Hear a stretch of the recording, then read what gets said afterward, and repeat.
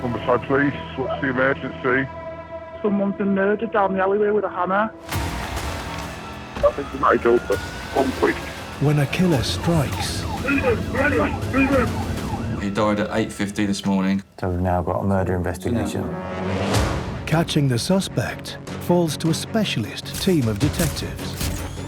Wow, it's quite shocking. His last moments were in this room. First, they must hunt for clues. What was that? Could be the murder weapon. There are messages of interest. I've killed someone. He was just possessed. He was a man on a mission. Then, There we go. identify a suspect That is spot on. and bring them in. Oh, police! There you are! What do you want to let me Get on the floor now! Get cuffs on him, please! You're under arrest for murder, okay? Next, they must question the suspect to build the case. Explain to me what's going on. Separate the truth from the lies. You said there wasn't a plan. Where were you heading then? How do I know? And deliver justice for the victims and their families. They are two really dangerous people. The streets will be a much safer place without them.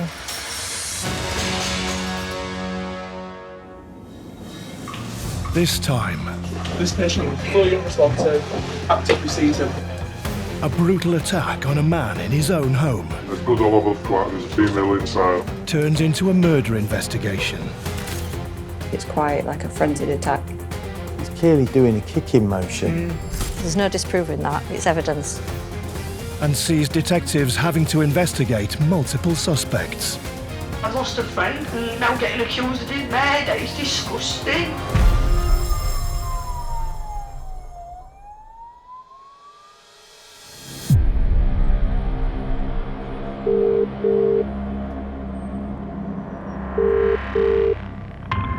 Ambulance service, is the patient breathing? He's breathing, yes, but he's Take it away. Can you talk to me? He's on the table, he's not moving, and he's bleeding, I think he's been knocked out. He's been hit with a knuckle duster. Is the attacker still nearby? I don't know. Please, can you just get an ambulance as soon as possible? we are arranging help, okay, don't worry. With reports of a knuckle duster involved and a suspect at large, police are deployed as well as paramedics. 529, body was accident for report of assault in the pool. So where is he bleeding seriously from? His head, his eyes, he's bleeding all over. What are you worried? Can we get you up, please, please? Stop it breathing, stop it breathing. I'll pick up the flats on your left. Listen carefully, I need to make sure we do chest compressions so we can help them before the ambulance gets there. 1, 2, 3, 4. 1, 2. That's really good, keep on at that rate. Oh, ring.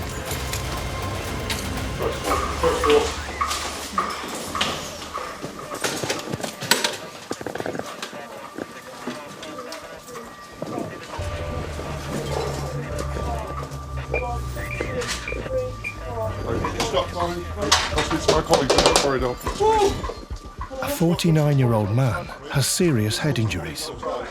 Victims are currently unconscious, but he's breathing. There's blood all over the flat and there's a female inside of. Trying to help you, fella, alright. As responders battle to stabilise the patient, I've just got a yes. I don't know what's happened. police focus on the woman who made the 999 call to the ambulance service. Who is it that's... John Hutty. John Hutty. Is anyone else in the address apart from you? No, just me. Olivia, No, just a friend. are you aware of what's happened? No, not aware at all. How did you came round? Because I always come round. Just off chance you just came round? But no, I've already been here and then I popped out and then come back. Right, okay. Who else has been here, do you know? I don't know, I'm not too sure. There's Hutty shops, but is that his fault? That's it.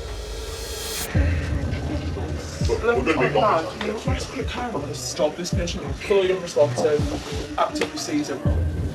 It looks like he's probably got an injury to the back of his head because it looks like there's a bit of blood pooling around the back of the floor. Not anything obvious at the moment that I've seen. A sergeant has arrived to manage the active crime scene on the first floor of the tower block. Just until I get upstairs and find out what's going on, you're right, just to stand by. I just don't want everyone up there contaminating the scene if we need to keep it sterile. Officers need to establish if there's anyone else involved. What we got? There's male and female that are present now. Female's said that she's been here earlier on, she's gone out for an hour, she's come back and she's found him doors unlocked and found him unconscious on the floor with looking like he's been hit over the head. Right, would you be willing to provide a statement for us? I don't know, I found him like that. I hadn't seen nothing, I don't know. Can she give any indication who would have done this? She's no idea. There's no mention of anybody else. So, they're going to have to treat it as a suspect. That was interesting, yeah. Is he going to be alright, what? At the minute, I'm not sure. Yeah. Can you just keep us available? Yeah. For the time being, okay. Why? Just while we sort of establish exactly what's going on, alright? But I don't know what's going on. Can I go yet, please? That's not very considerate.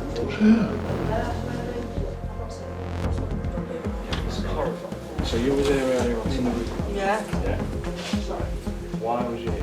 Tom, Because I was having a dream. we've got it. I went out. Going out. Out where? Doesn't matter where I went. Doesn't matter where. No. Who is she to this person? Just a friend. I think let's bring her in. We need to find out who she is, and if nothing, we can treat her as a significant witness, can't we? Hello. Alright. This moment in time, you're under arrest on suspicion of Section 18 assault. I've You not don't done have to say nothing. anything, didn't have any defence if you're not mentioning one question, something which you later rely in court. Why am I You just getting say arrested for this? I ain't done it. The officers just told you you've at this scene where Yes, I know, being but I seriously injured. found him like that and I rang the ambulance straight away. It's not me. Just say, Jeremy. Why would I do that? We weren't here. No, I know, but I wouldn't hear either. I rang the ambulance, you know. I know, but we need to be certain of that, don't we? Yeah, but no, because I've not done something. That's what it is. That's his? Yeah, it is. We're going to want that then, aren't we? Yeah. With the victim's wallet found on the woman, she's taken into custody. Can we speak to one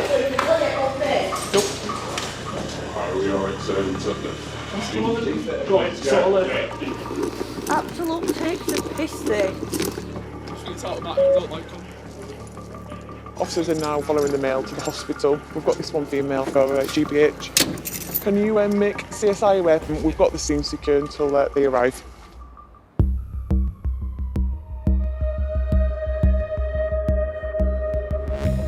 The case has been escalated to the major crime team. Want everyone. Heading the investigation is Detective Chief Inspector Ben Robinson. So, victim is Jonathan Hutty.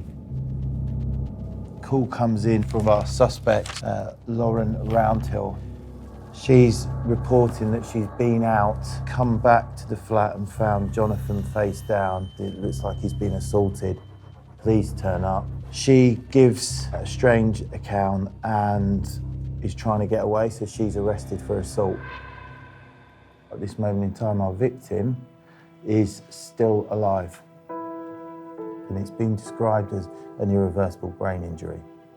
And it's anticipated that he's not going to recover.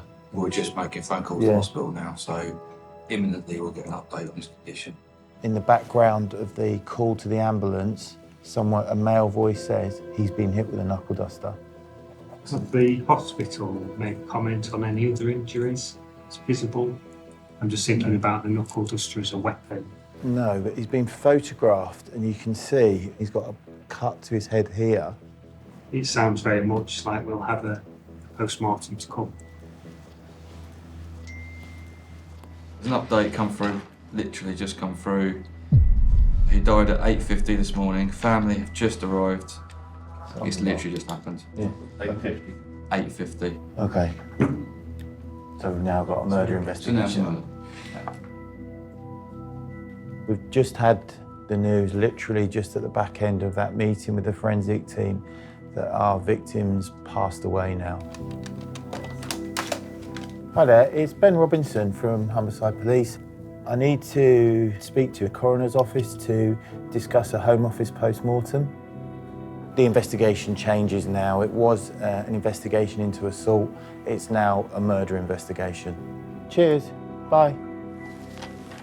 I can't imagine how it feels to the family. I'm more determined than ever to get the evidence to convict those that have done this. Detective Constables Simon Holmes and Shelley Fuller are en route to interview the suspect. We are going to interview Lauren Roundhill at Clough Road Police Station. When she's been booked into custody at Clough Road, she stated that at this stage she doesn't want a solicitor. She may realise the gravity of this and decide that she does want a solicitor. But our strategy really is to get there as soon as possible to get into interview and see what she wants to tell us. Let's go around here, trying to go through your rights and entitlements again. Just this officer down here. Would you like a solicitor? No, thank Is there any particular reason why you don't want a solicitor? Because I've been listening. This way, Lauren.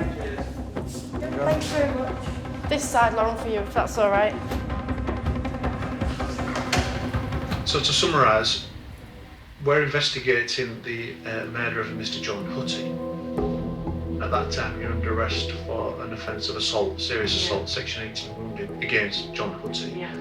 Recently, John has passed away, so hence it's now a murder inquiry. Tell me everything you can. Well, I was with Hutty. I was with Hutty and right, was at Hutty's and was having a drink and smoking crack. And then his girlfriend and Smalley come right after they'd been to the pub. Okay, so quite a lot there, so I probably need to go back. How do you know this lad Smalley? And how long have you known him? I've only ever known of him, Ian Smalley, like from Branzo, like he's a well-known kid, isn't he? Right, okay. Ian Smalley and girlfriend. Yeah, I don't even know her first name, it's the first time I've met her. Right, so you was with Hutty at Hutty's, having red wine and crack. Then you said his girlfriend and Smalley and Gav came after the pub. Yeah. Gav and we're talking about that way. Yeah. Smalley and Gav went because I was going to score, so that left me, John, and girlfriend in the flat. It was taking ages, so me and girlfriend went to go find them. That's just leaving Hutty in the flat on his own. Did John have any injuries at that point? No. Tell me what he was doing when you left. It's on the city. Right. I can tell you, the music on. I've gone to the lift, and the lift was on the I thought it was both of them. So I said, oh, we're going to walk up the stairs. You know, so I've walked up the stairs. I've gone into Gab's, nobody was in Gab's, but as I was coming out of Gab's ran past me and said, I think, oh, he's been knocked out, he's been knocked out. And you best go downstairs, I've hit Hutty. I think, oh, he's been knocked out, he's been knocked out. Right, so I've literally ran down the stairs. So when I've walked in, there's Hutty laid on the floor, face down, and Smalley was still in the flat. Okay, so this bit's important. I've ran in, and Hutty was laid face down on the floor. So his face was just covered in blood. William Smalley was stood over him, sat on the three-seater. Sorry, who was stood over him? Ian Smalley. Ian Smalley was stood over him and was just sat on the sofa like that would happen. I think it's disgusting. Tell me what Ian Smalley said. Oh, he's nicked my bank card. He's nicked my bank card? Yeah. Describe his behaviour. I don't know, it still come across as being aggressive. Aggressive? Right, okay. Did say anything? Don't ring ambulance, that's what he said. Don't ring ambulance? Yeah. Did he say It'll that? be alright. To you? Yeah. Once I am, I rang an ambulance and then them two left. Did you see anybody assault John while you were there? No. No? I want to let that happen. Okay. Did anybody else say who'd assaulted John? Did anybody say what happened? No. Did you ask? No, I was panicking too much. At any point in the flat, did you see any of these people with a knuckle duster? No. Do you know if any of them ever carry a knuckle duster? No.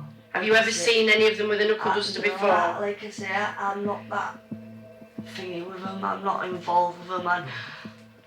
I'm not usually involved in any of this kind of stuff. I made it to 26 without getting arrested. And now I'm involved in this. So you was not in the flat when Hutty was assaulted, No. 100%? 100%. After you found him with the injuries, did you leave him at any point? No, I didn't leave him, not once. Okay. I stayed on the phone to an ambulance. All right. And we appreciate that. You've done the right thing. I'm the one who helped him. Yeah. God, I'm upset. I've lost a friend and all.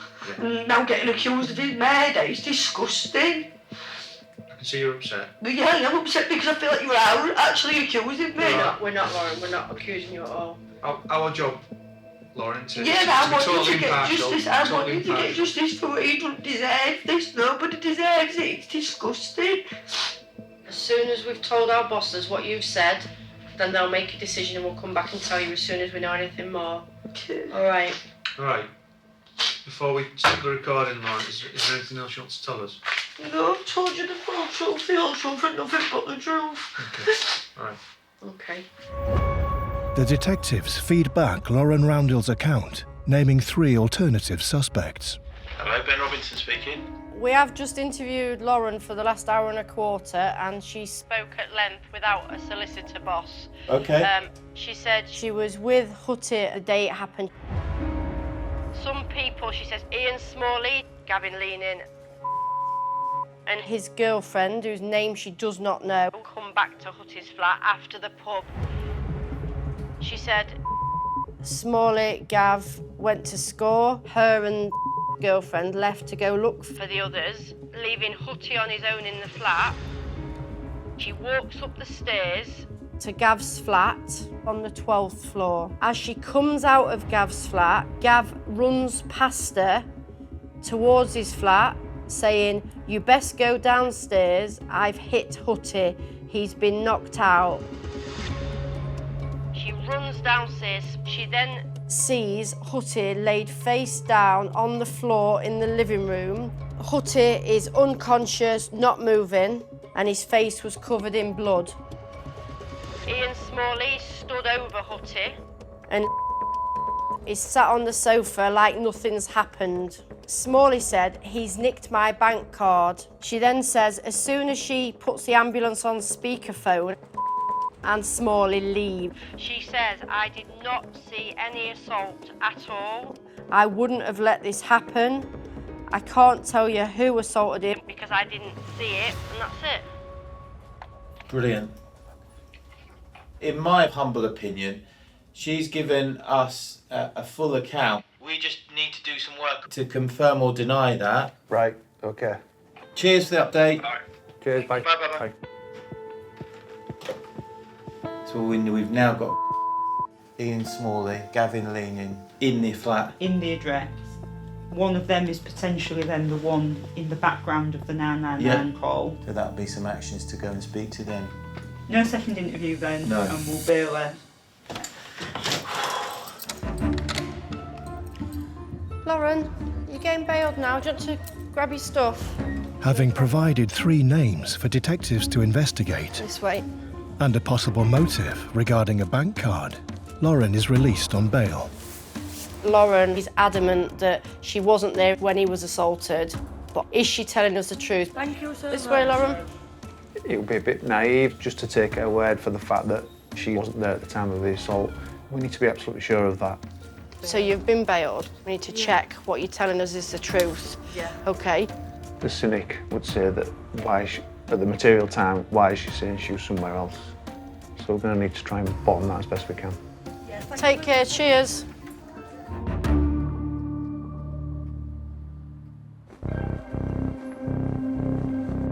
Detective Chief Inspector Ben Robinson and Detective Inspector Sarah Petro are focusing on the suspect reported to have been stood over Jonathan Hutty after being attacked. Oi. Hey, mate, you all right? You right, buddy? Back, police, police. What? 53-year-old Ian Smalley was arrested 18 hours after the assault for an unrelated incident. You out there in the back door now? So this is the incident that was reported and then he was arrested at this address. What have you arrested for? Been called to this address, there's a disturbance. You're passed out on the floor, she's crying, something with handcuffs, still I don't know what's going on. Seems like very intoxicated. He does, yeah. You can see how aggressive he is in it. No, your father. So no. No. No one is still sir. I'm accusing him of back pocket. Back pocket, yeah. What was Was that? that the knuckle duster? We've just found knuckle duster. Could be the murder weapon because there's been some mention on the 999 call of he's been hit with a knuckle duster. I can't see any traces of blood or anything like that. The knuckle duster will need to get sent off for forensic testing to see if there's any DNA, blood on it. Yeah. You're under arrest for assault, criminal damage, possession of offensive weapon, all right? Me? Yeah. Ian Smalley has a total of 32 convictions for 96 offences. I don't want to go back to prison. 3-1, was it yourself that dealt with They include theft, assault, drugs, and a few offensive weapon convictions as well. You gonna be all right now, Carl? Yeah, come on then. It's assault, violence offences, so it shows who that person is, really. Unusually, Ian Smalley is not the only suspect already detained for other offences. So this is Leaning being booked into custody. Since the assault, detectives have learned 51-year-old Gavin Leaning has also been detained.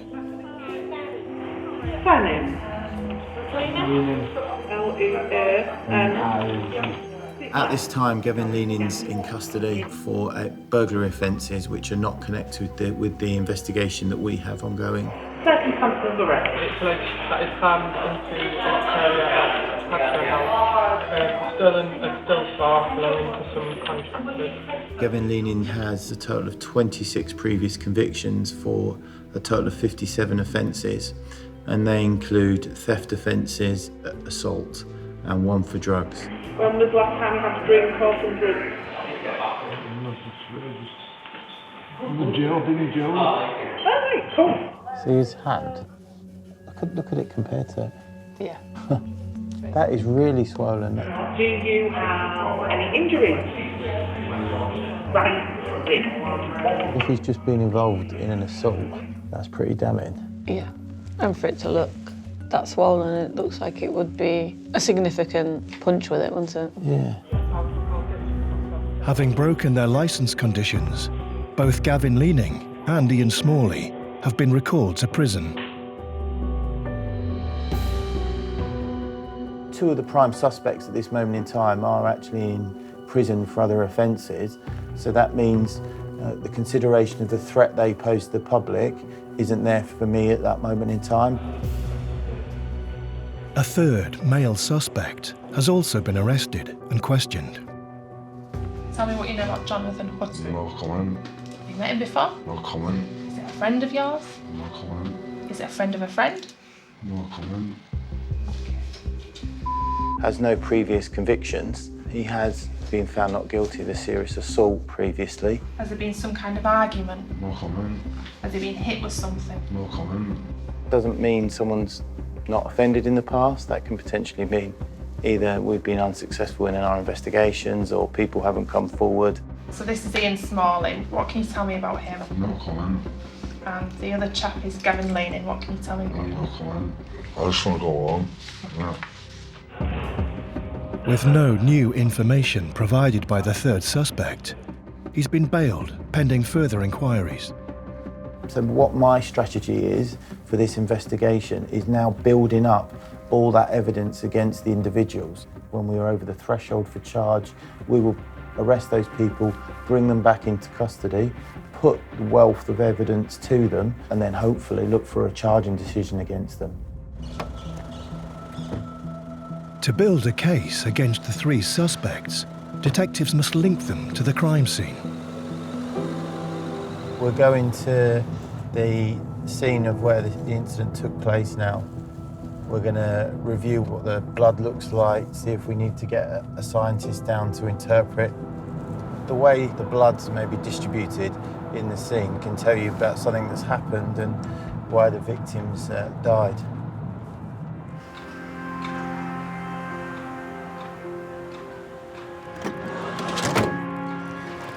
we putting suits on? Or?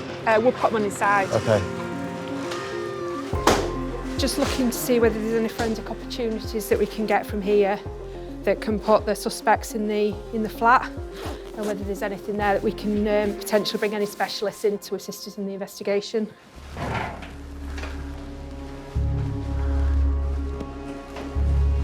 That looks bloody to me. Yeah. That could be footwear marks. So it looks like whatever's happened has probably happened in the lounge, and then they've trailed blood out, potentially on the shoes. There's like flicks there. Yeah.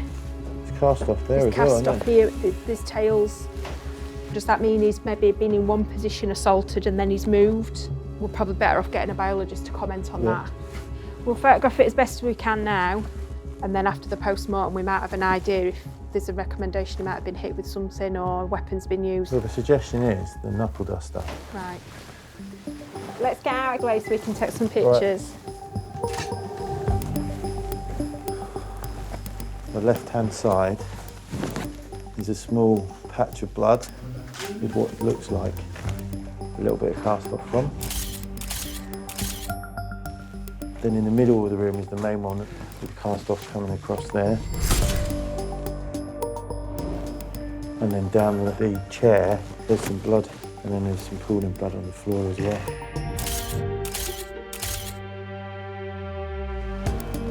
There's a lot of information contained within that front room of the flat. We need to now get a specialist to tell us what it means. The team must also look for other sources of evidence that can support the investigation. When this lift door opens, there's a camera in the far right corner. Literally, if someone comes out of the lift, straight into here. just straight in there. There's some key footage that's going to come from that camera. Hopefully, we've struck lucky and we will see them or somebody getting out and going there.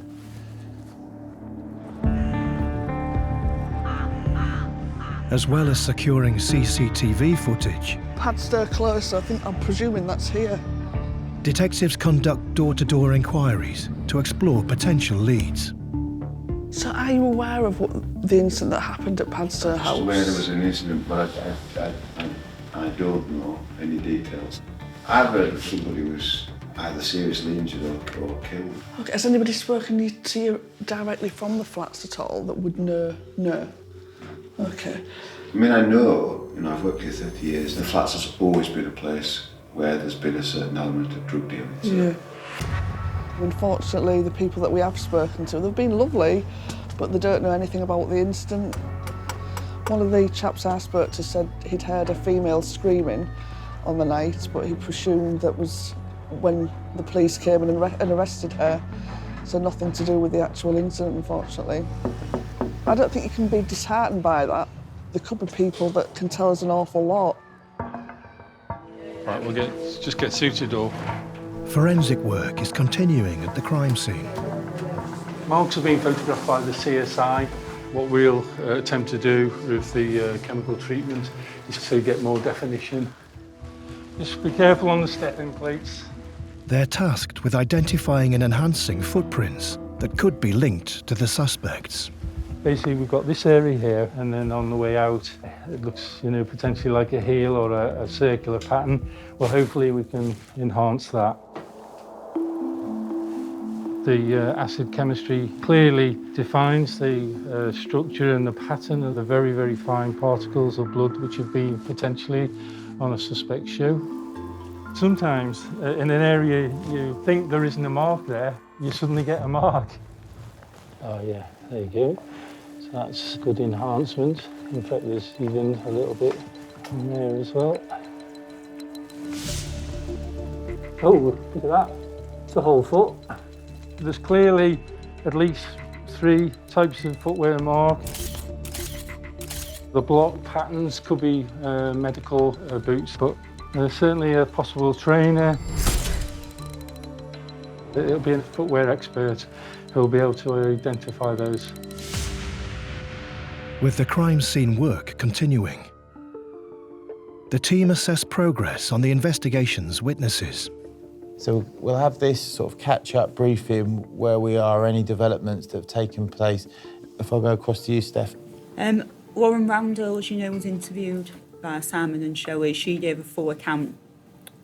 A barmaid at the pub, she's confirmed that Gav, girlfriend, were in the pub and they came in around 10:45 to 11 o'clock. So that corroborates what Lauren Roundhill is saying, that a group of them did go to the pub. Excellent. We're bringing together the sort of timeline in relation to those and nailing them down to positions, aren't we now? So that's good. In her custody interview, Lauren Roundhill stated Ian Smalley's missing bank card could be a motive for the assault. Eleanor and Emma have been doing a real good job with the house-to-house. Yeah, so we've done all of the flats. The general thing is that a lot of people in there are saying we keep ourselves to ourselves. They have heard rumours about things that have been going on. Apparently, Gav leaning, he told Smalley that it was John that had pinched the bank card. 3 went in and attacked him with knuckle dusters. I've been in touch with HMP Lincoln today, where Smalley is. I've got a definitive list from what property they've got in safe storage for him, and it does include a mobile phone. That's really, really good. Just while we're on the subject of prisons, this morning I got an email leaning. He's coming out in 17 days' time. Ideally, we don't want him walking out of prison, do we? No, we don't, because then we lose complete control of him and the threats he may pose. Yeah. Because no doubt they'll be going around, he'll go around and speak to people. Have that date as a point to bring them in to try and nail down undeniable evidence, i.e. CCTV, showing them going in and around the flat, and then hopefully the forensics. Yeah. The other significant event yesterday was obviously the post-mortem of Mr. Hutty, which Sarah went to. In relation to the injuries, he had bilateral black eyes. His nose was broken on arrival at the hospital. The lower left lung was collapsed on admission. The MRI showed lots of small bleeds, and there was severe brain injury, most likely due to an assault. He said that those small bleeds would be consistent with an excessive force, probably from the foot. So nothing really that we was not expecting. Yeah. So we've just had the update from the post-mortem. The injuries that the victim has received have resulted in a catastrophic brain injury, which has then caused him to die. No comment was made on if the injuries were consistent with a knuckle duster. Kicks and punches were mentioned. His brain will have to be sent away, so a specialist in that area can then provide that finding. Hopefully, that's not going to delay a charging decision, because that just means it's longer for the family. With an expected delay on more medical evidence and crime scene forensics yet to be confirmed. So far, only Lauren Roundhill's account places the suspects at the crime scene. The team must now focus on possible digital evidence. My role is an exhibits and disclosure officer. When any investigation happens, we retrieve the exhibits to build up the case. Ian Smalley's phone was seized when he was recalled to prison. The suspect's telephones needs to be sent off for DFU, which is a digital examination of the phone.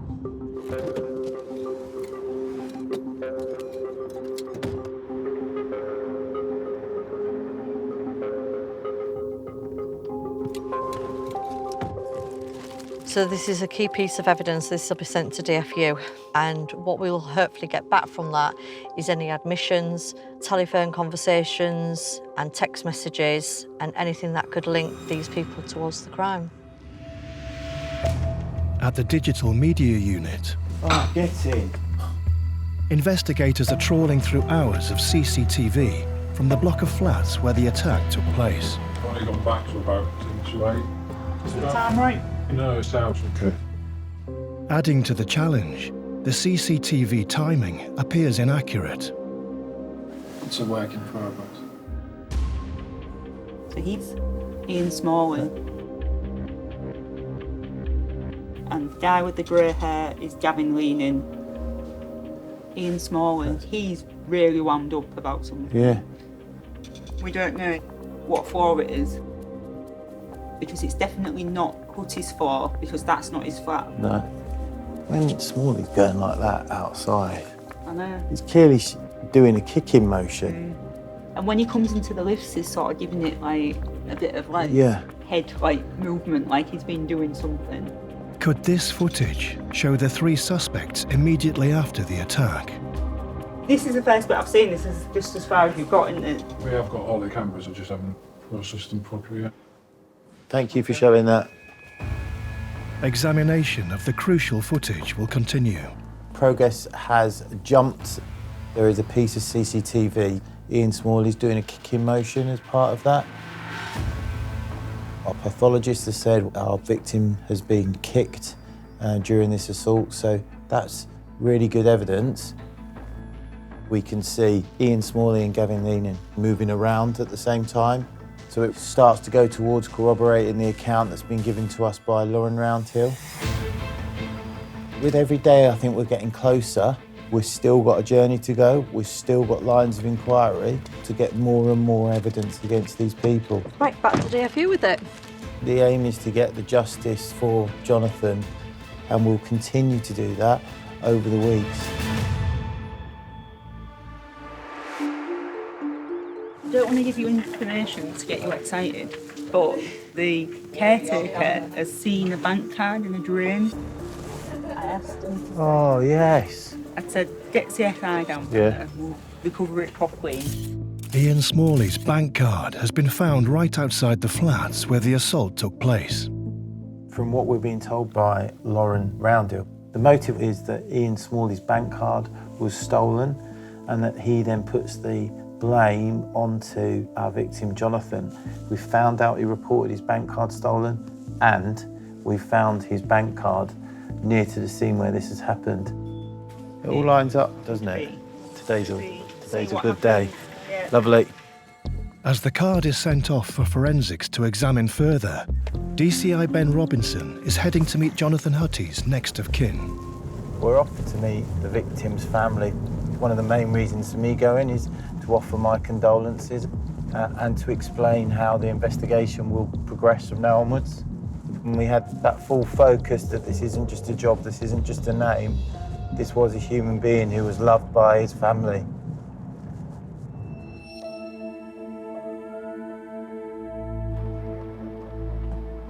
We knew Jonathan had a drug habit, started early on in life, but he was always in denial. We were always there for support if he needed it, but he would never admit to his lifestyle. When we used to go visit Jonathan, if he had friends in his flat, they vacated. It was just a sad affair. Everybody's involved in this mad world of drugs, and I think when you're in that lifestyle, people feed off each other for their habits. The sad thing is, we've lost Jonathan over something that was trivial. As far as we know, it was over a bank card. It's an end of a life and a lovely person, but I also, at the same time, feel for the families of the people that have been accused. It affects everyone. One of the suspects, Gavin Leaning, lives in the same tower block as the victim, Jonathan Hutty. We're taking a search team to Gavin Leaning's home address, Padstow House. So we know that we've recovered trainers and joggers similar to what's in the CCTV, but the T-shirt's still outstanding. As well as further clothes, they're also looking for other potential weapons. We recovered the knuckle duster from Ian Smalley, and forensically it's been examined and it's a neutral finding, which basically means they've not found anything to link it to the assault. It might be that it's not the knuckle duster, so best outcome from today for the investigation would be to find a knuckle duster with blood on it in that address. Conducting the inspection is the specialist search team, Operation Kinetic. We're going in at 5 to 10. Where do you start? Start by ripping the curtains off so we can see what we It kind of matches what we know about the fact that they live a chaotic lifestyle. We've had people kind of squatting, homeless people here, so I think it's going to take some time. You don't want any drug paraphernalia or anything, do you? No. The irony of a murder investigation with children's lullabies in the background. When you have drug users, their days are never really the same. They associate with people who live that same sort of lifestyle. It is an addiction, and sadly, it quite often ends up with somebody losing their life. Close to finishing one room. Yeah. So the markings on the wall are quite interesting because that ties in with a lot of the names that we've got during the investigations. We've obviously got Gavelini, Lauren Roundhill, and shows they were associating with each other, which ties in with the information we know so far. It's made a little easier knowing that you can quickly feel the weight of an item and know that the knuckle duster's not in there. And likewise with the clothing, it's quite distinctive. This is all dark patterned when we're looking for something that's white-ish. Are you happy with how we're doing it? Yeah.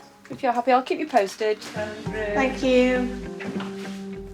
I think we have to be realistic about what we expected to come from the search.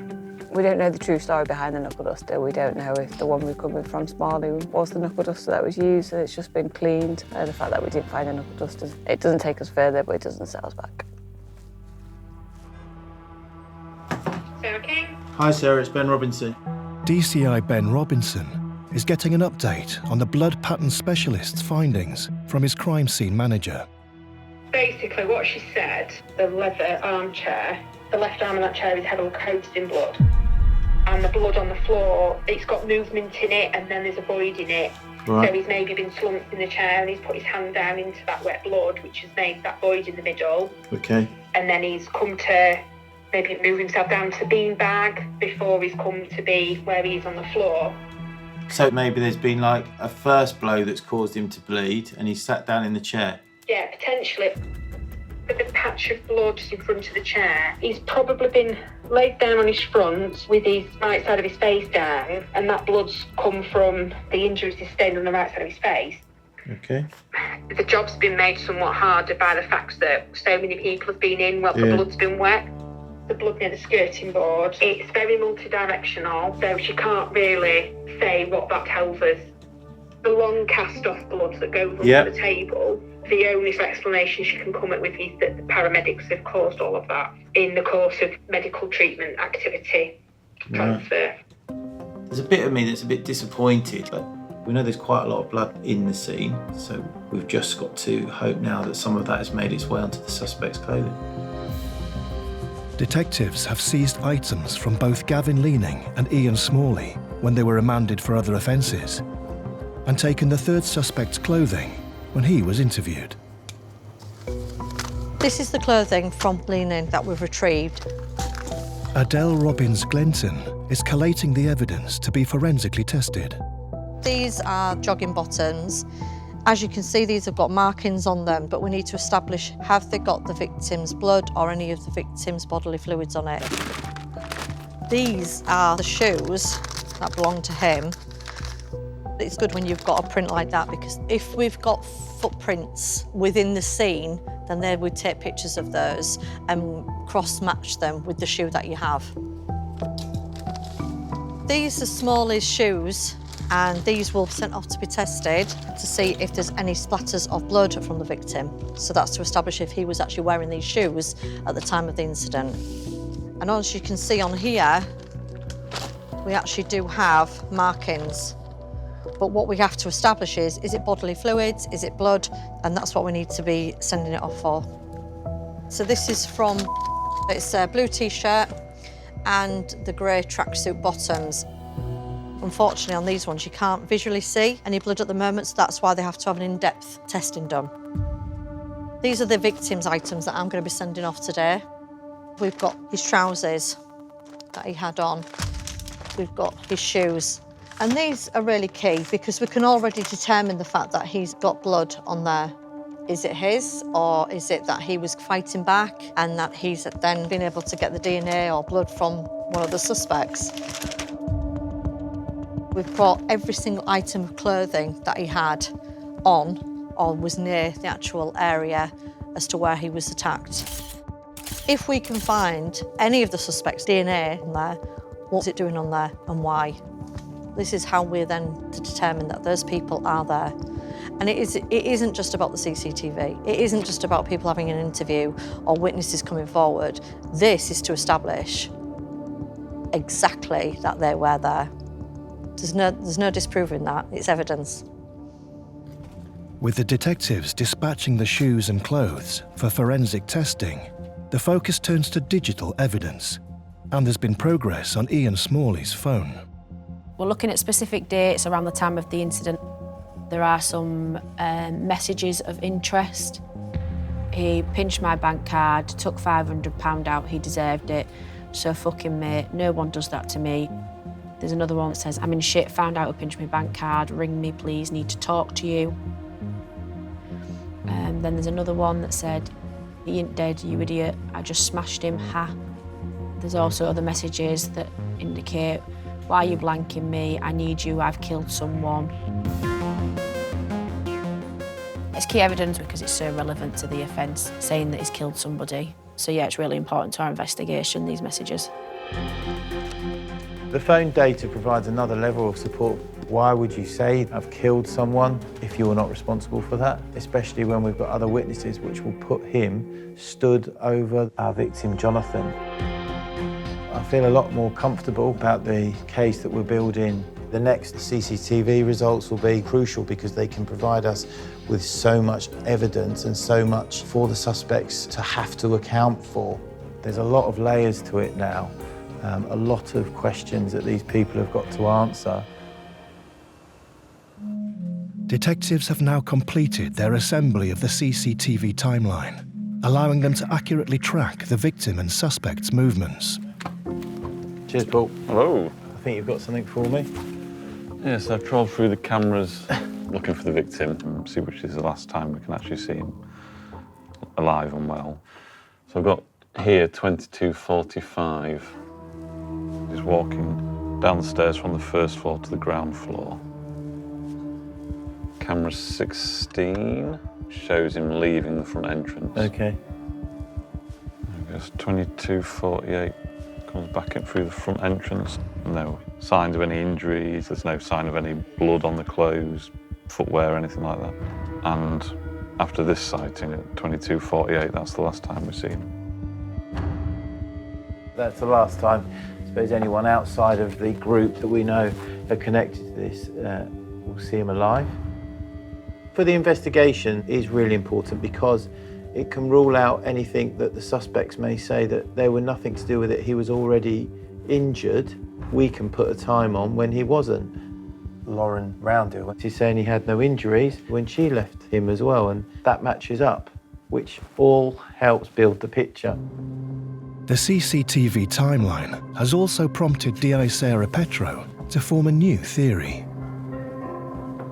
Oh, that's having it for me. You know when they was in the lift with the bottle and they were doing the kick-in? Yeah. That we thought that that was after the incident. I think that that conversation in the lift is before the incident. I think they're like egging each other on. So this is 2:05 on the system time. Real time it is 2:16:26. The actual time and the camera time, they're not always the same. So I wonder if this was them discussing Preamble, yeah. what they're going to do.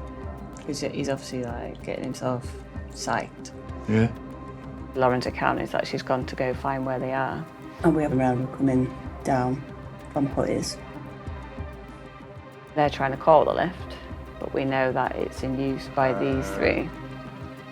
And then it looks like they then take the stairs.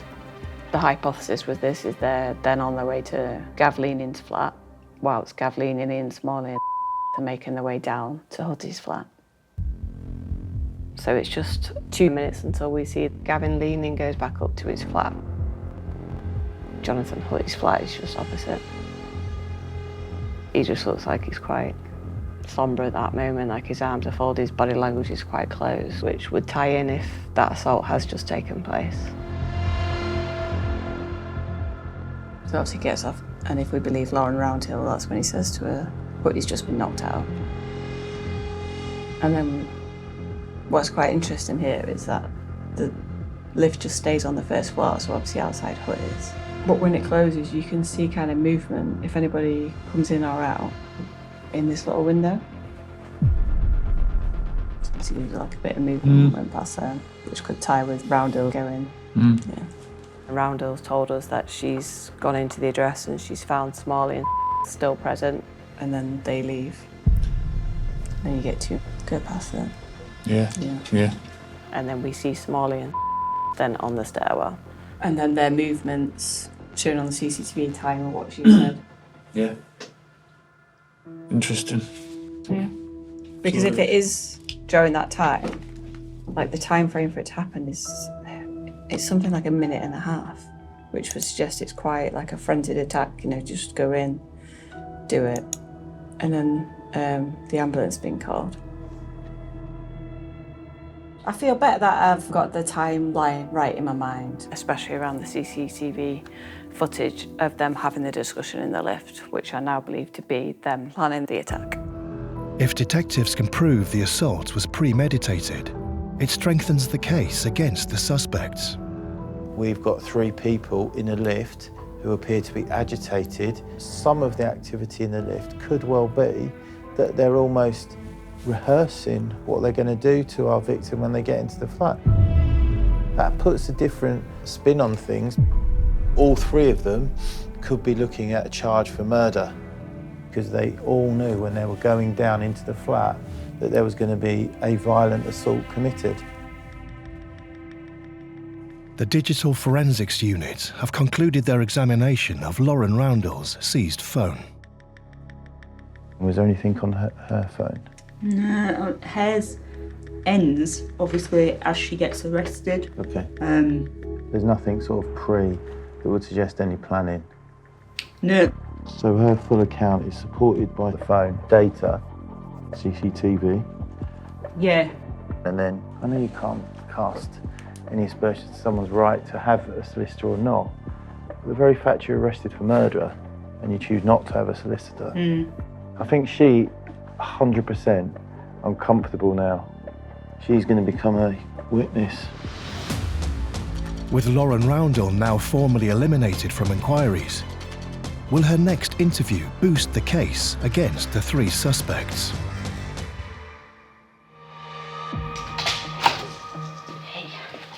Lauren Roundell has returned to provide her account in more detail. So, Lauren, have previously provided an account as a suspect and now you're here voluntarily of your own free will to speak to us as a witness. Yes. So, in relation to Hutty, how do you know him? I know him through drugs. Okay. One of my ex-partners, he introduced me to him. This was about a year ago. And we've just become good friends. Yeah. Like, I took to it, I could get along with him. It was really easy to get along with. He was one of the most loveliest people ever. During the day, it was all at Gav's. All being? Being me, Hutty, Gav, Smalley. It's the first time I've ever spent time with Smalley this. I've seen him in the street and I've known of him, but I've never spent time with him. And he was all about his bank card and all his money got took. He was like, Hutty, you must know, bro, come on, bro, you must know, you must know who's done it. Do you know, because Hutty, he keeps himself to himself. What was Hutty's response to this conversation? He's like, I don't know, mate, honestly. Gav has took Smalley outside of Gav's flat, said Hutty's pinched the bank card. Who's Gav to you? Gav, nothing to me, I just know Gav through drugs. Okay, so during the day you were at Gav's, and then at night time? Me, Hutty and went down to Hutty's. Yeah. We was smoking crack, obviously, and we had a bottle of wine as well. Mainly me, it was me drinking the wine. The atmosphere was brilliant when it was just us 3. We was all having a good heart-to-heart, because I've always had heart-to-hearts with Hutty. I've always looked at him, I just want to look after him because he struggles with his mental health. And then when them lot got back from the pub, the atmosphere just completely changed again. Hutty went real quiet and within himself. Gav and Smalley, they went up to Gav's flat for some vodka or something like that. Me and my girlfriend went to go find him. So you left Hutty and he was still there? He was still there on his own. You've gone up the stairs? I wish I did stay with him because I would not have allowed anything like that to happen, you know. When I was going to get in the lift to go up into the thing, the lift was already up on the 12th floor. So I can't bother to wait, so I've gone walking up the stairs. So they must have been getting in the lift from Gav's flat, from the 12th floor, and gone down in the lift, done that with Utty. So it's all happened within that, me walking up the stairs. When I've got onto the 12th floor to Gav's house, they weren't there. And I've come back out and Gav's ran past me. I've knocked Utty out, get downstairs. I'm like, what the fuck? And I've ran. As I've ran in, there's Utty laid on the floor, face down, full of blood. Smalley stood over him, and sat on the sofa. And I'm like, what the fuck, what's happened? And like, don't ring an ambulance, he'll be alright. And I said, what? I said, I fucking am ringing an ambulance. Ambulance service, is the patient breathing? He's breathing, yes, but he's I need an ambulance. Someone's out like, nah, never. Right, tell me exactly what's happened. I don't know what's happened, I've just literally got here. Can we get you up, please, please? His breathing was really, really bad. Stop his breathing, stop his breathing. I started doing the chest compressions, which the ambulance has told me to. 1, 2, 3, 4. 1, 2. That's really good, keep going at that rate. This is so looking And out. he kept repeating that until the services got here. Lauren Roundhill's testimony just now is absolutely consistent with the first time she was interviewed under caution as a suspect. In terms of making a credible witness, that's really encouraging. Explain to me what your thoughts are about going to court. Well, I've been be honest with you, I'm very, very nervous. People will see it as a grass, whereas I see it as justice. I want justice for Utty. He does not deserve it. Nobody deserves anything like that to happen to him. Yeah. For someone who lives within where this offence has taken place, has socialised with the victim, some of our witnesses, the suspects, to step outside of that and say, I want justice for my friend who has been murdered, is incredibly brave, knowing what the suspects have done to that individual. Yeah, I keep having panic attacks and stuff, like say waking up in the middle of the night and having a panic attack and stuff, like it's scary. I see what his face before I go to sleep every single night. And it's not nice, it's not a very nice feeling at all, like, and having to give him chest compressions, and I tried my best to save him and I feel bad that I couldn't. With the event having such a profound impact on Lauren Roundhill, the team initiate a welfare programme. He's obviously clearly a good friend and she's traumatised by it. See where we go, see if we can get her that support, because if she's having flashbacks, well, we don't want that to, force her to go back in to try and deal with that. As soon as that comes through, we'll get that done. All right. We've now secured her evidence on a visually recorded interview, so that's a real bonus for the investigation, because we managed to secure that prior to any of the suspects getting released from custody, with the fear that they might have interfered with her. With evidence mounting, DCI Ben Robinson briefs his boss, Detective Superintendent Alan Curtis. So in relation to the suspects, whereabouts are they at the minute? So Ian Smalley is in prison. Yep. Gavin Leaning is leaving prison soon, and the other suspect is on bail. So against Smalley, we've got text messages from his phone that says, I've killed someone. We've got Lauren Roundhill putting him stood over with the victim on the floor, bleeding. And then with corroborating movements off CCTV in any case, so really the forensics is going to be the icing on the cake on that. For him. For him, whether that comes back or not. So the two where it becomes more important, the forensics, is Leaning and the other suspect. According to Lauren Roundhill, he's sat on the sofa when she goes in there and he then leaves. And Leaning, he ran past her to his flat saying, I've just hit Hutty. Yeah. So there's just that one admission. Yeah. From him, so that's sort of implicated him as part of this assault. What we do know is our victim goes in uninjured, he never comes out and he's laying on the floor, and then he subsequently dies. And at that point, only these people have gone in and out of the flat. Actually determining who's done what in that flat is a whole different kettle of fish, isn't it? That's the forensics. Yeah. All right. I've had a chat with the boss. I was pleased with how it was moving forward. We're waiting to build evidence against all the persons that we think are responsible. Part of that is the physical forensic work that's ongoing. If we go half-cocked with bringing them in and we don't have everything, we run the risk of not getting the charges, them being released, and then the risk to some of the people that have bravely come forward to provide evidence goes up substantially. This is the way we're doing it. This is the right way to do it. Morning, everyone. 6 days later, DCI Ben Robinson has gathered the team. What's up? So, just a little update. Lauren Roundhill is dead. She took her own life over the weekend, yeah.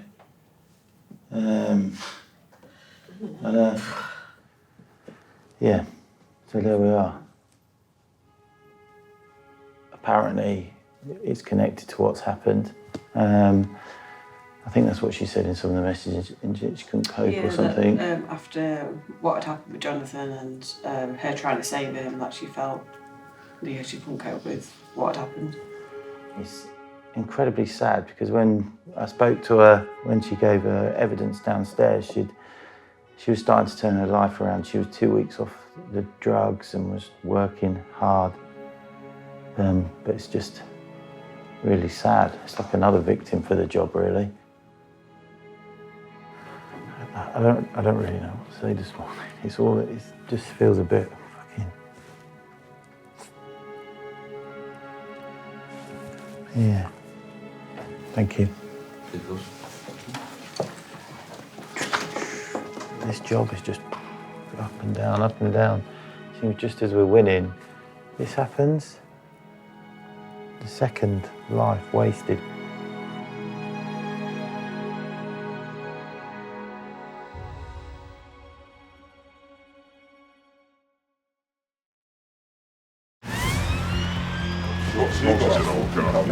Next time. You're under arrest for murder, okay? What? After a coordinated day of arrests across 3 counties, Are you taking a piss? I don't fuck up, I'm not. the suspects are brought in for questioning. These are fucking kids, they didn't know. That is bullshit. Do you wish to account for why Jonathan Hutty's blood is on your trainer?